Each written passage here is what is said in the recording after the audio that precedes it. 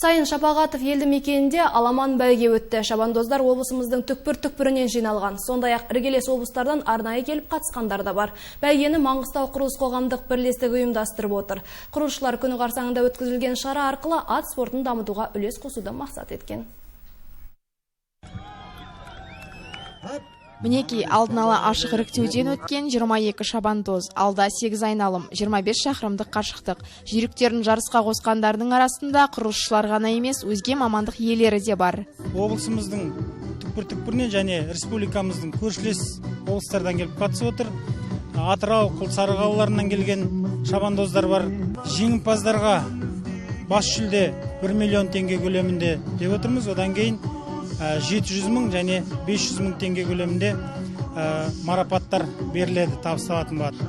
Бұл шара жылда өткізіліп келе жатыр. Осы құрылысшылардың төл мерекесінде осымен бірнеше жыл болды өткізіп жатқанымызға. Сөре сызығынан аламанға бірдей түскен жүйріктердің қатары екінші айналымнан кейін сейіле бастады. Бұған күннің аптап ыстығы әсер еткен сыңайлы.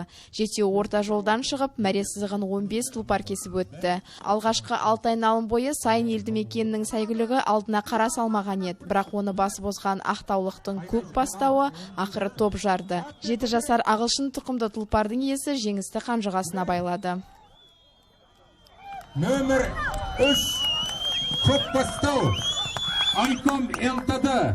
Ал бәйге адал өтті, таза өтті. Бүгін жеңіске жетіп тұрық, бірінші орын алып. Күзде көктемде бері дайындап жатырық. Қосаятада 3-ші орын алдық Қосатпен. Содан бері күні түні дайындықта. Қуаныштымыз. Бүгін бағымыз жат, бабымыз жат. Аттың бабы түсті.